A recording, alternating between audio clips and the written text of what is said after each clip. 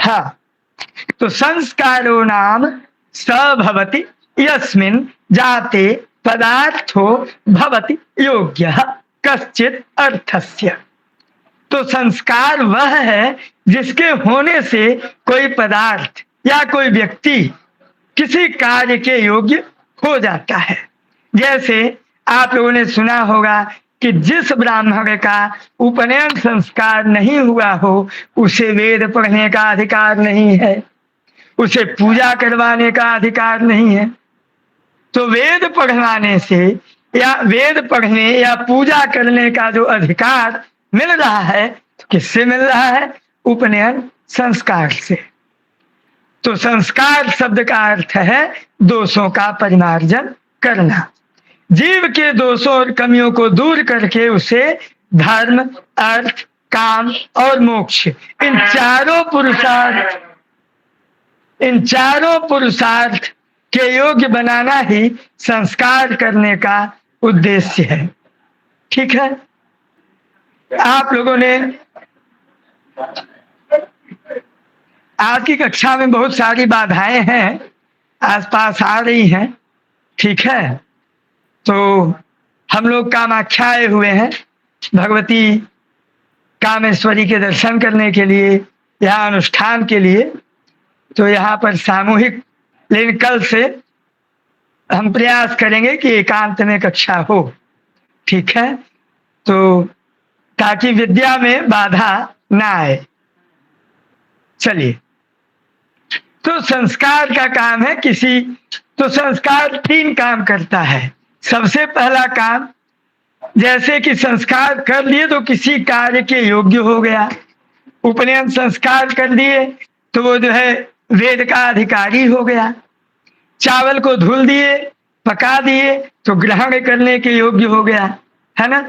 अगर किसी चीज में एक संस्कार हुआ योग्य बनाने के लिए, दूसरा संस्कार हुआ स्वच्छ करने के लिए, यदि कोई जो है उसमें दोष है, गंदा है, तो उसको आपने धुल दिया, साफ कर दिया, उसका संस्कार कर दिया, वो उपयोग के योग्य हो गया।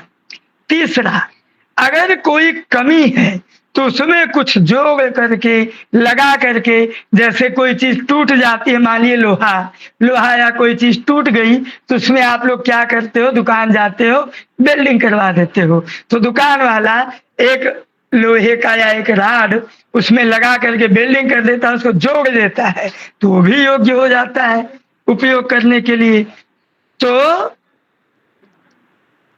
अगर कोई चीज हीन है या कमी है तो उसमें जोड़ करके, उसका उपयोग करके उसको जो है उपयोग के योग्य बनाया जा सकता है। ठीक है, तो सबसे पहले इसका विभाजन 2 प्रकार से होता है, उसके बाद 3 प्रकार से भी होता है, इन मुख्यतः 2 में ही आ जाता है। क्या? संस्कार वे क्रियाएं या रीतियां हैं जो योग्यता प्रदान करती हैं।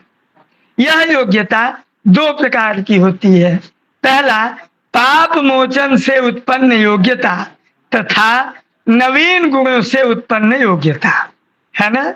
मतलब यहाँ पर 2 चीजें हो गई। अगर किसी चीज में कोई गंदी चीज है या उसमें कुछ गंदगी लगी हुई है तो उसका आपने पाप मोचन कर दिया, उसको धुल दिया, साफ कर दिया, उसको उपयोग के योग्य बना दिया, उसको स्वच्छ इत्यादि करके, तो एक योग्यता ये हो गई। और दूसरी योग्यता ये हो गई नवीन गुणों से। उसमें कोई नवीन गुण आ गया तो उसमें, जैसे पहले मोबाइल में मान लीजिए ब्लूटूथ कोई चीज नहीं है या व्हाट्सएप एप्लीकेशन नहीं है मोबाइल में, अब तो हमारा मोबाइल तो अभी भी है लेकिन उसमें अभी व्हाट्सएप चलाने की क्षमता नहीं है, तो उसमें हमने व्हाट्सएप इंस्टॉल कर लिया है, एक नवीन गुण डाल दिया, अब वो व्हाट्सएप भी चलाने के योग्य हो गया। तो ये भी संस्कार है। तो मतलब पुरानी कोई चीज टूटी है, फूटी है, गंदगी है, उसको स्वच्छ इत्यादि कर दिया, मतलब पाप मोचन कर दिया, तो उससे उसमें योग्यता उत्पन्न हो गई। और दूसरा, नवीन गुण से उत्पन्न हो गई योग्यता, कोई नवीन गुण जोड़ दिया तो वो योग्यता उत्पन्न हो गई। ठीक है, तो संस्कारों से नवीन गुणों की प्राप्ति तथा पापों या दोषों का मार्जन होता है। दो बातें ध्यान में अपने बैठा लीजिए। क्या? कि संस्कारों से नवीन गुणों की प्राप्ति होती है और पापों या दोषों का मार्जन होता है। मेरी बात समझ आ गई भैया?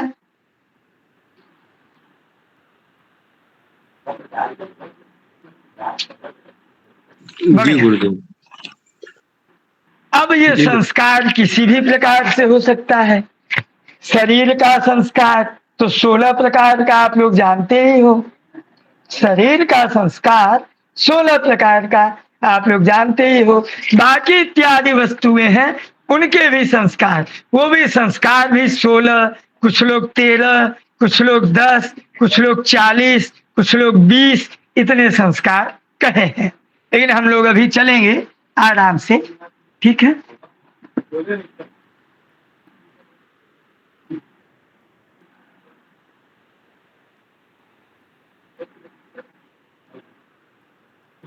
ये देखिए, ये कहते हैं वेदोक्त। वेदों में जैसा कहा गया है, गर्भाधान आदि पुण्य कर्मों के द्वारा द्विज जो ब्राह्मण लोग हैं, द्विज द्विज मतलब द्विज में 3 जातियां आती हैं, ब्राह्मण, क्षत्रिय, वैश्य, है ना? ब्राह्मण, क्षत्रिय, वैश्य, इन तीनों को द्विज कहा जाता है।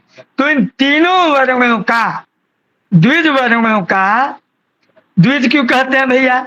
द्विज, अज ज मतलब यहां जन्म लेना।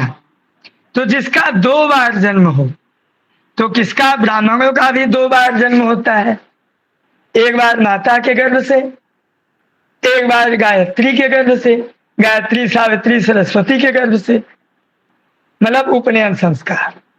ऐसे ही क्षत्रियों का भी और वैश्यों का भी। ठीक है, तो ये जो संस्कार है, जो इनको करता है, वो इसलोक और परलोक दोनों में पवित्र करने वाला है।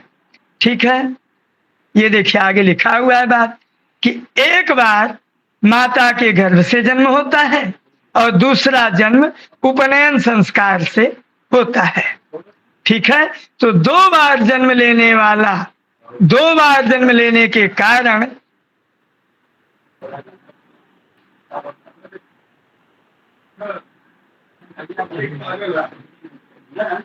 2 बार जन्म लेने के कारण इनको द्विज कहा जाता है। ठीक है, हाँ ये है। ठीक है, अब संस्कार सामान्यतः 2 प्रकार के होते हैं। क्या? दोषापनयन और दूसरा है गुणाधान। ये 2 प्रकार। कुछ लोगों ने 3 भेद बताए हैं। पहला है दोषमार्जन, दूसरा है अतिशयाधान और तीसरा है हीनांग पूर्ति। अब इन तीनों का मतलब समझिए भैया।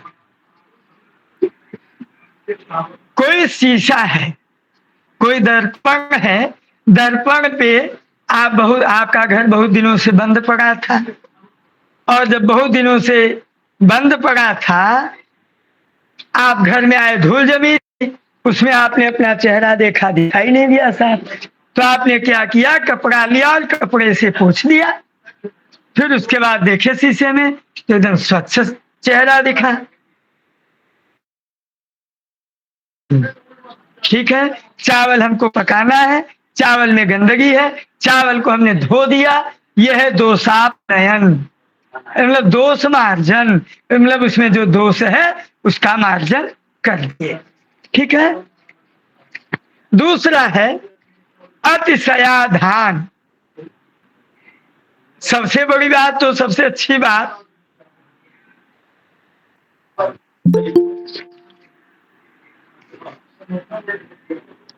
हाँ, जैसे मैंने बताया कि मोबाइल में मान लीजिए व्हाट्सएप ऐप नहीं है तो व्हाट्सएप नहीं चलेगा, व्हाट्सएप डाउनलोड कर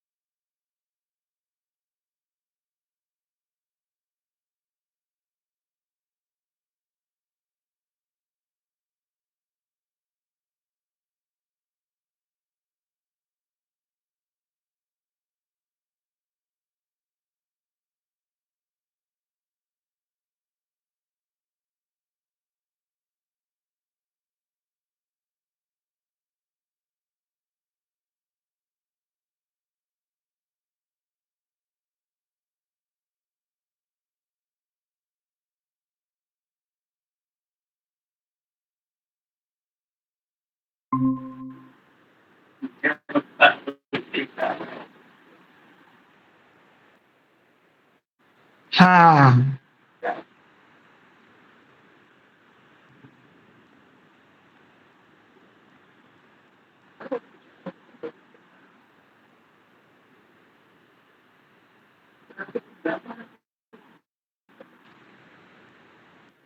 अब दिखाई दे रहा है। जी गुरुजी। तो देखिए, ब्राह्मण क्षत्रिय वैश्य, इन तीनों का मंत्रतः क्रिया, इन तीनों का संस्कार वैदिक मंत्रों के द्वारा किया जाना चाहिए, गर्भाधान से लेकर मृत्यु पर्यंत। हम सारे संस्कारों पर विस्तार से बात करेंगे, ठीक है। इसके बाद जो शूद्र वर्ण के हैं, इनका संस्कार बिना मंत्र का करना चाहिए, ठीक है। कहीं कहीं ग्रंथों में यह भी कहा गया है कि स्त्रियों के भी संस्कार, ये देखिए, स्त्रियों के संस्कार भी बिना मंत्र के होने चाहिए, लेकिन जो विवाह संस्कार हो, चाहे वो पुरुष का हो चाहे स्त्री का, दोनों का ही होगा साथ में, तभी तो विवाह होगा। तो इन दोनों का जो है संस्कार मंत्र के साथ होना चाहिए। शूद्र के 10 संस्कार बिना मंत्र के होते हैं संपादित, लेकिन जो विवाह संस्कार है वहां पर मंत्र का भी प्रयोग किया जाना चाहिए, ठीक है। यहां तक की बात आप लोग समझ गए। आइए, संस्कारों को संपन्न करना नितांत अपेक्षित है। इससे शारीरिक एवं मानसिक मलों का अपाकरण होता है। इससे शारीरिक एवं मानसिक मलों का अपाकरण होता है। शारीरिक और जो मानसिक मल है वो दूर होते हैं, और जब ये दोष दूर होंगे तब आध्यात्मिक पूर्णता की प्राप्ति होगी। यदि हमारा शरीर शुद्ध ही नहीं होगा तो बाकी चीजें, पवित्र चीजें, ज्ञान की चीजें या ब्रह्म की प्राप्ति, सहजता की प्राप्ति, पूर्णता की प्राप्ति कैसे हो सकती है? नहीं हो सकती, ठीक है। तो आध्यात्मिक पूर्णता की प्राप्ति के लिए, मोक्ष की प्राप्ति के लिए मानव जीवन को, प्रत्येक मनुष्य को संस्कार करना चाहिए। अगर कोई बोल दे कि गुरुजी हम नहीं करेंगे संस्कार, जैसे हमारे एक मित्र हैं अक्सर बोलते हैं हमें मोक्ष नहीं चाहिए, हमें केवल पैसा चाहिए, केवल पैसा चाहिए, है, तो वो बोलते हैं हमें मोक्ष नहीं चाहिए। तो भैया, तो अब उनके लिए क्या उत्तर है? तो आप लोगों ने सुना होगा कि ये जो भटकाव होता है, 84 लाख योनियां होती हैं, जब तक हमको मोक्ष की प्राप्ति नहीं होगी तब तक हमारा शरीर, हम अलग अलग शरीर को ग्रहण करके घूमते रहेंगे, घूमते रहेंगे, घूमते रहेंगे। जब मोक्ष की प्राप्ति हो जाएगी तो ब्रह्म में समाहित हो जाएंगे, फिर वो घूमना 84 का चक्कर बंद हो जाएगा, ठीक है। संस्कार शब्द का अर्थ, संस्कार शब्द सम उपसर्ग पूर्वक, संस्कार में सम उपसर्ग है, क्रिय धातु है और घञ्य प्रत्यय है, ठीक है। सम उपसर्ग, क्रिय धातु और घञ्य प्रत्यय।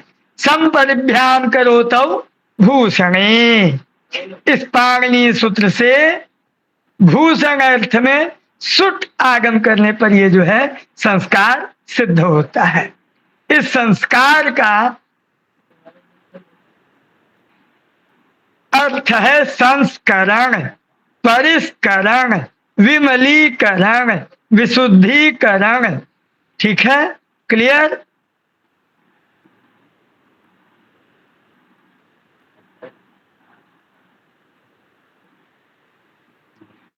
दोषमार्जन, अतिशयाधान और हीनांग पूर्ति, ये 3 प्रक्रियाएं संस्कार में होती हैं। आप सारांश में समझ लीजिए।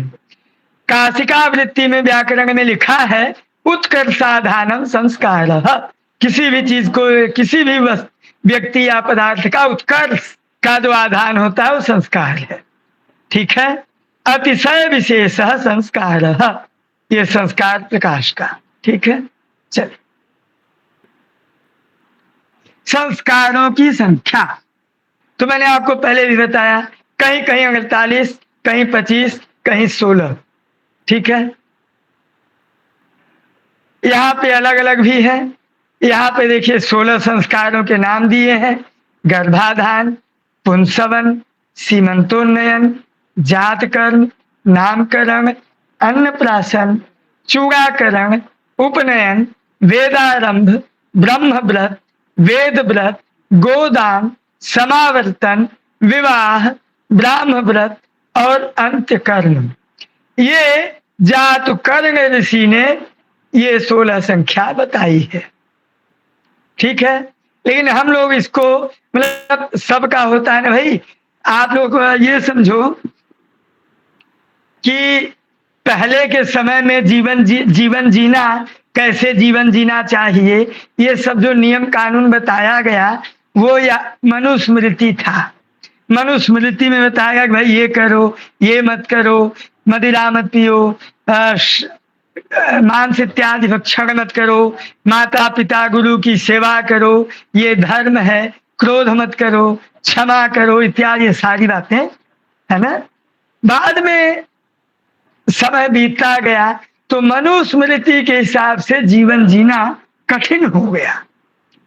बात को ध्यान से समझिएगा।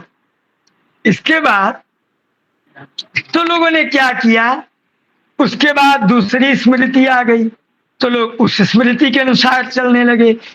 फिर इसके बाद उस स्मृति के अनुसार भी कठिन हो गया जीवन जीना तो लोग गौतम स्मृति, भारद्वाज स्मृति, पराशर स्मृति, इन सब के अनुसार जीवन जीने लगे। इसके बाद वर्तमान समय में तो और कठिन हो गया। तो वर्तमान समय में भारत का संविधान, ये वाली जो स्मृति है, इस स्मृति के हिसाब से हम लोग जीवन जी रहे हैं। लेकिन इस स्मृति में केवल कानून की व्यवस्था जो हमारे यहाँ पहले याज्ञवल्क्य स्मृति में थी, बस वो व्यवस्था हमारे भारत के संविधान में लिखा हुआ है। बाकी जीवन कैसे जिया जाए, प्रातः काल उठो तो हाथ देखो, फिर भूमि पर चरण रखने से पहले भूमि को प्रणाम करो, फिर माता पिता गुरु का अभिवादन करो, देवताओं का अभिवादन करो, ये सब बातें हमारे संविधान में नहीं लिखी गई है। ठीक है। इसीलिए कई स्मृति हैं। ये मैंने आपको इसलिए बताया गुरुजी, नहीं तो आप पूछ लोगे गुरुजी जब एक स्मृति मनुस्मृति कह दिया गया तो बाकी की स्मृतियों की क्या जरूरत थी। तो वही हमने बताया भैया कि समय समय पर जीवन जीने का जो शैली है वो बदलता रहता है। इसीलिए समय समय पर हमारे कानून भी बदलते रहते हैं। तो वही है हमारी स्मृतियां। आश्वलायन गृह सूत्र में 10 संस्कार, बौधायन गृह सूत्र दक्षिण भारत, इसमें जो है 13 संस्कार, पारस्कर गृह सूत्र ये हम लोगों का है भैया। इस नाम को याद रखना।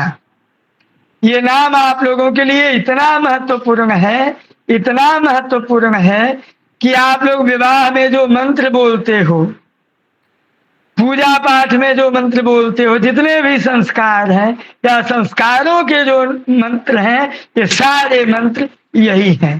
पारस्कर गृह सूत्र में आप लोग शादी करवाने जाओगे, शादी करवाते समय जो जो मंत्र का उपयोग होगा, कोई बोल दिया पंडित जी आप ये मंत्र गलत बोल रहे हो, तो पूछ लिए कि भाई कहाँ गलत है। तो उन्होंने कहा यहाँ गलत है। बोले ना यहाँ गलत नहीं है, जाके आप पारस्कर गृह सूत्र उठा लो। और ये पारस्कर गृह सूत्र क्यों उठा लो, क्योंकि ये सबसे अधिक प्रामाणिक है। क्यों प्रामाणिक है, क्योंकि ये पारस्कर गृह सूत्र है।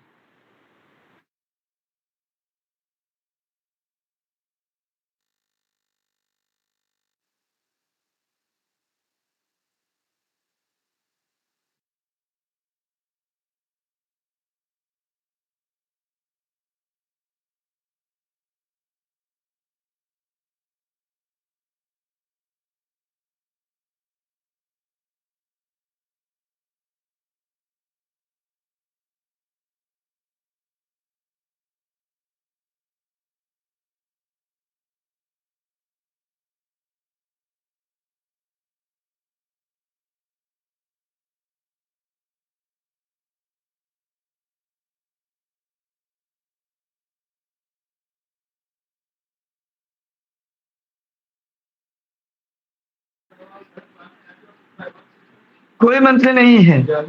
विराजो दोष विराजो दोहा ये भी नहीं है। चलिए, हाँ हाँ भैया लोग, तो यह है पारस्कर गृह सूत्र।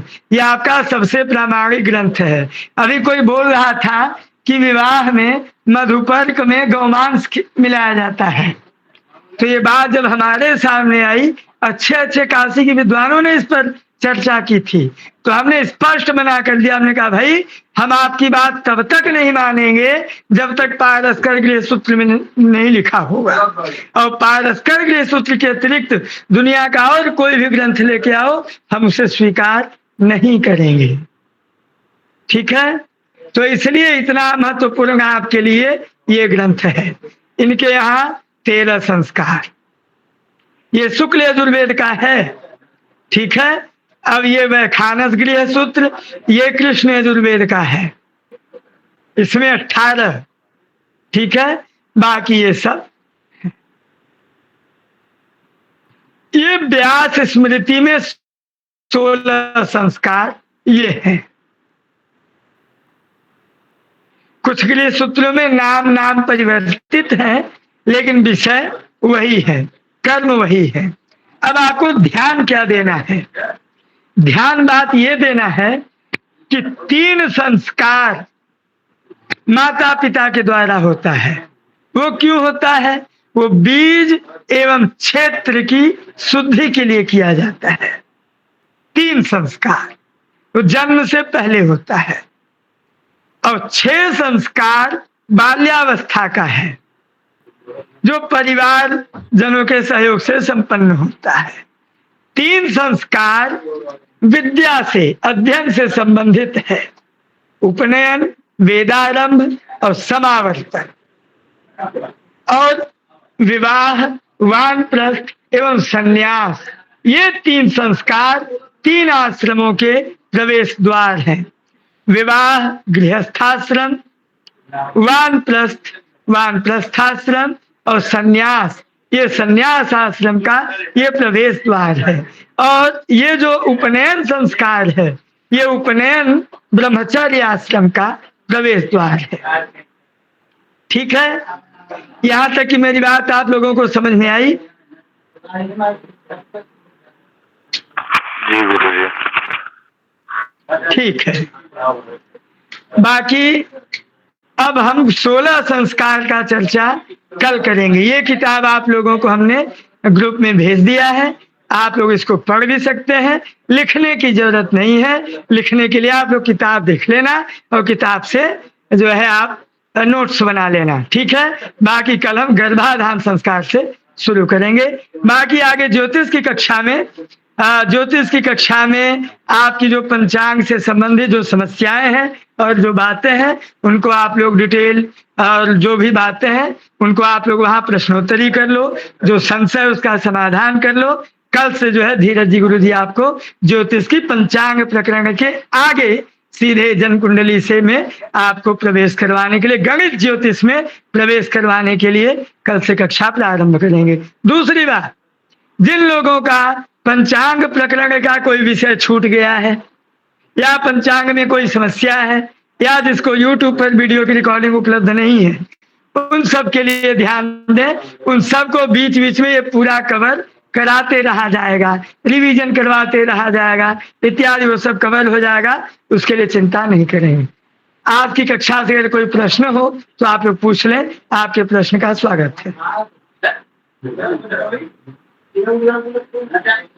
हैंड राइज करें जिसका भी प्रश्न हो। और आप लोग बीच में बहुत ज्यादा अंदर बाहर न किया करें कक्षा में, है ना, आए आराम से। जी आदित्यराज पांडे जी। जी गुरुजी, मेरे 2 प्रश्न हैं, जिसमें से सबसे पहला प्रश्न ये है कि जैसे अभी हमने बात की कि पारस्कर गृह सूत्र को हम लोग सबसे ज्यादा मान्यता देंगे, पर यदि अगर कोई व्यक्ति कोई और गृह सूत्र पे बात करता है तो हम उसको नकार क्यों देंगे और इसको ही मानेंगे? इसके मतलब बीच का अंतर बताएंगे। बहुत सुंदर। ठीक है, रुकिए, आपको दूसरे प्रश्न का लीजिए। अब जैसे मैं, अब हमसे जब आप मिलने आएंगे, तो जब आप हमसे मिले तो देखिए यजुर्वेदी ब्राह्मण, शुक्ल यजुर्वेद का मैं ब्राह्मण, अच्छा, अभी जारी कि नहीं? गुरुजी आपकी वही ठीक है गुरुजी। नमो नमः गुरुजी, प्रणाम। अच्छा, तो थोड़ा सा आपको नेटवर्क ठीक करने की जरूरत है भैया। भैया सीधी सी बात है, मैं शुक्ल यजुर्वेद का हूँ और मैं कोई भी कार्य हमको करना होगा तो मैं अपने जो हमारी परंपरा है उसी परंपरा से मैं करूंगा। तो मैं शुक्ल यजुर्वेद का हूँ, इसलिए शुक्ल यजुर्वेद का जो गृह सूत्र होगा मैं उसी को मान्यता दूंगा और मैं उसी क्रिया से कराऊंगा। अब जब मैं दक्षिण भारत में जाऊंगा तो दक्षिण भारत में जो दक्षिण भारत के जो गृह सूत्र हैं वहां वो लोग उनके हिसाब से करेंगे, तो मैं उनको मना नहीं करूंगा या मैं उनका विरोध नहीं करूंगा। जैसे लड़की वाले और लड़के वाले, अगर मान लीजिए लड़की विवाह में लड़की पक्ष का आचार्य मैं हूं और लड़के पक्ष का आचार्य आप हो, तो वहां पे विवाह में सारे नियम कानून मेरे हिसाब से होंगे, लड़की पक्ष के आचार्य से होंगे, क्योंकि वहां आचार्य लड़की पक्ष का आचार्य वही आचार्य होता है। तो इसलिए भैया आप अगर शुक्ल यजुर्वेदी ब्राह्मण हैं, शुक्ल यजुर्वेद के हैं, उत्तर भारत के हैं, पूरे उत्तर भारत में शुक्ल यजुर्वेद ही चलता है। बाकी आपके महाराष्ट्र और गुजरात में शुक्ल यजुर्वेद का कांग्र शाखा का चलता है। इसलिए आप जो जिस परंपरा के रहोगे भैया उसी परंपरा को मानोगे ना। तो मैं शुक्ल यजुर्वेद का हूं तो मैं पारस्कर गृह सूत्र मानूंगा। आपकी समस्या का समाधान हुआ एक प्रश्न का? जी हो गया। दूसरा गुरुजी मेरा जैसे दूसरा प्रश्न था, ये प्रश्न का अब तक मेरे को संतुष्टि नहीं मिला। मैंने काफी लोगों से पूछा कि जैसे हम लोग को बताया गया है कि मतलब अभी द्विजाति भी हम लोग ने पढ़ा, जिसमें ब्राह्मण वैश्य शूद्र मतलब ब्राह्मण क्षत्रिय वैश्य हमने पढ़ा कि इनको उपनयन होगा, इनको वेदों का ये सब के लिए है, शूद्रों के लिए नहीं है। ठीक है, तो पहला नंबर मैं कारण जानना चाहता हूँ। कोई कह देता है कि शूद्र है मतलब इस वजह से नहीं होगा, और ब्राह्मणों मतलब भगवान के पैरों से उत्पत्ति हुई, ये सारी चीजें बोलते। तो अगर भगवान शाश्वत पुरुष है, पुरुषाय शाश्वत है, तो अगर शाश्वत पुरुष है तो उनके शरीर से उत्पन्न वो भले कर्म से हुआ, तो उसको बाकी चीजों का अधिकार क्यों नहीं है? और ये सारी चीजें हाँ, ये इनके सारे मैं अगर ये बात को रखूं तो ये जातिवादिता हो जाएगी, और आप जिस हिसाब से इसको रख रहे हो तो आपके प्रश्न का उत्तर मैं, आप लोगों ने भक्तिपुत्र गुरुजी का नाम सुना होगा। भक्तिपुत्र गुरुजी ने कहा कि रामायण में शंभुक वध नहीं हुआ है, बाद में जोड़ा गया सनातन धर्म को हिंदू धर्म को तोड़ने के लिए। इसके बाद बहुत सारे रामायण में बातें फालतू लिखी हुई है ये बात। दूसरी बात जाति व्यवस्था की, वो उनका कहना है कि जाति व्यवस्था शूद्र मतलब आप किसे समझ रहे हो? अब ये तो ब्राह्मण का बेटा ब्राह्मण हो, जैसे व्यास जी, हम व्यास जी को भगवान का अवतार मानते हैं, ब्राह्मण भी मानते हैं, उनसे बड़ा ब्राह्मण कौन होगा? लेकिन व्यास जी को हम ब्राह्मण मान रहे हैं, वाल्मीकि जी को हम ब्राह्मण मान रहे हैं, और वाल्मीकि जी जो है, लेकिन व्यास जी की माँ एक मल्लाहिन थी, व्यास जी की माँ मल्लाहिन थी और बाप ठाकुर था, क्षत्रिय राजा, हम उसको ब्राह्मण मान रहे हैं। विश्वामित्र को हम ब्रह्म ऋषि कह रहे हैं, वो जाति से क्षत्रिय है लेकिन हम उनको ब्राह्मण मान रहे हैं। तो भैया आपने जो कहा पैरों से शूद्र हुआ, ये बिल्कुल गलत बात है। ये इस मंत्र का ब्राह्मण से मुखमासित बाहु, इसका लोगों ने गलत अर्थ लिया है। तो आप उनको उत्तर दीजिए भैया कि हमारे यहाँ ब्राह्मण क्षत्रिय वैश्य शूद्र ये जो व्यवस्था है ये कर्म पर आधारित है। मैं पूजा पाठ करवा रहा हूँ, यदि मैं पढ़ा रहा हूँ, शिक्षा दे रहा हूँ तो मैं ब्राह्मण हूँ, मैं लोगों की रक्षा कर रहा हूँ। इस समय नरेंद्र मोदी से कोई पूछे कि किस जाति के हैं तो नरेंद्र मोदी क्षत्रिय जाति के हैं, क्योंकि वो शासन कर रहे हैं। ठीक है, इस समय वो राजा है। और जो वैसे जो लोगों का पेट पाले, जो लोगों को राशन दे, अन्न दे, पेट पाले, सारे चाहे ब्राह्मण हो, चाहे क्षत्रिय हो, चाहे शूद्र हो, सबका पेट पालने वाला वैश्य होता है। ऐसा हमारे शुक्ल यजुर्वेद में लिखा है। शुक्ल यजुर्वेद में लिखा है ब्राह्मणाय ब्राह्मणन, स्पष्ट प्रमाण दे रहा हूं ना। आपकी सारे प्रश्नों का समाधान आज खत्म, आज आप संतुष्ट हो जाइए, है ना। उसी यजुर्वेद में जहां पे लिखा है ब्राह्मण से मुखमासित बाहु राजन्य कृतः उरूतदस्य द्वैस्यः पद्भ्याम शूद्रो अजायत, जहां ये लिखा है वहीं पे लिखा है ब्राह्मणाय ब्राह्मणम राजन्याय क्षत्रियम है, वैश्यम का कुछ है, याद नहीं आ रहा है, शूद्रम का याद है। तप से शूद्रम, जो तपस्या करता है वो शूद्र है। तो यहाँ तपस्या का मतलब क्या है? बस चल है, कक्षा खत्म हो गई है। तो जो तप से शूद्रम, जो तप करता है वो शूद्र है। तप मतलब सेवा। तो यदि कोई, अगर कोई शूद्र आकर के घर नहीं बनाएगा, मकान नहीं जोड़ेगा, कोई शूद्र जो है बाल नहीं काटेगा, कोई शूद्र कपड़े की सिलाई नहीं करेगा, तो आप उसको कैसे आप पहनोगे, कैसे आपका जीवन चलेगा? सोच लो आप। तो बस वही, जो जैसा कर्म करे वो तो हमारे यहाँ ये व्यवस्था है। हमको उम्मीद है कि इतने शब्द में आपके प्रश्न का उत्तर मिल गया होगा। जी गुरुजी, प्रश्न का तो उत्तर मिल गया।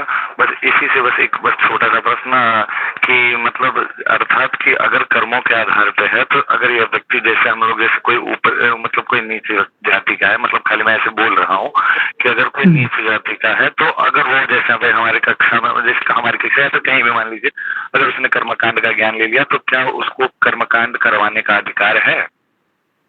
हाँ रुकिए, नहीं, वहां पे जो कर्मकांड करवाने की अधिकार की बात हुई, यहाँ पे ब्राह्मण का मतलब केवल कर्मकांड ही नहीं है, इस बात का ध्यान रखना।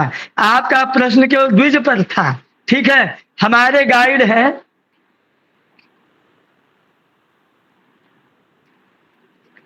आप लोग जब विश्वविद्यालयों में पढ़ते हो तो जो आपके टीचर होते हैं, सर होते हैं, आप उनको प्रणाम करते हो कि नहीं करते हो? करते हैं गुरुजी। उनको गुरुजी भी कहते होंगे या सर कहते होंगे? जी हाँ। और इसके बाद भारतीय शिशु मंदिर में किसी भी जाति का टीचर हो, उसको आचार्य जी ही कहते हैं। कहते हैं कि नहीं कहते?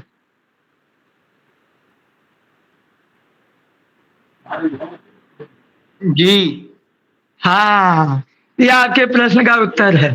तो ये बात उत्तर ये है कि वो जो है जो द्विजत्व की प्राप्ति है, जो ब्राह्मण की प्राप्ति है, ब्राह्मण किसे कहते हैं? सबसे पहली चीज, जो कर्मकांड करवाए वो ब्राह्मण हो या सब कर्मकांडी ब्राह्मण या ब्राह्मण कर्मकांडी हो, दोनों में अंतर है। ब्राह्मण किसे कहते हैं?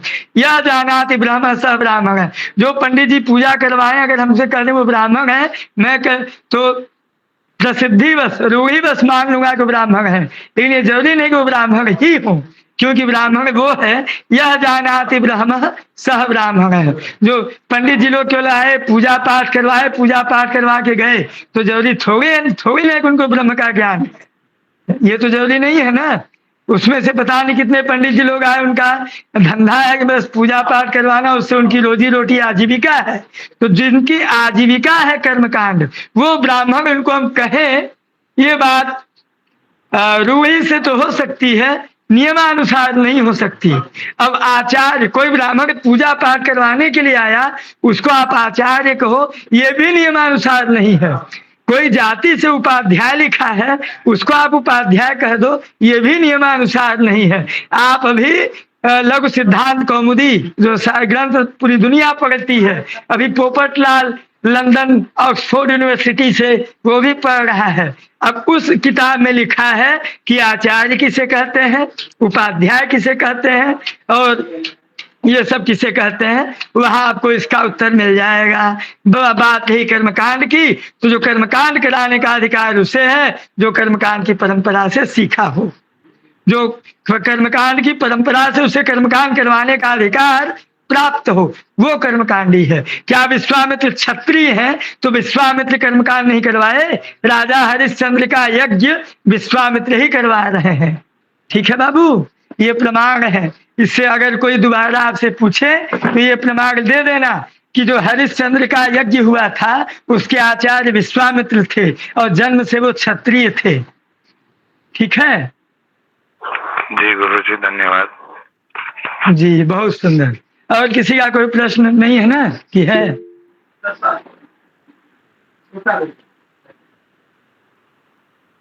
हाँ बोलिए भैया। आदित्य जी नीचे कर लीजिए। गुरुजी नमो नमः। गुरुजी एक प्रश्न था, जैसे हम कर्मकांड सीख रहे हैं, जो हम ये यज्ञ या अनुष्ठान करते हैं, ये कितने प्रकार के होते हैं, इस पर भी थोड़ा सा प्रकाश डालिए गुरुजी। नहीं डाल सकता, टार्च में बैटरी खत्म है प्रभु, टार्च में हमारे बैटरी खत्म है, इसलिए मैं प्रकाश नहीं डाल सकता। वो इसलिए नहीं डाल सकता कि आपको उतनी ऊंची चीज की यज्ञ, कितने यज्ञ अनुष्ठान कितने प्रकार के होते हैं, वो मैं आपको यहाँ कर्मकांड के पहले दिन या संस्कार के पहले दिन बाबू कैसे बता दूं? हैं?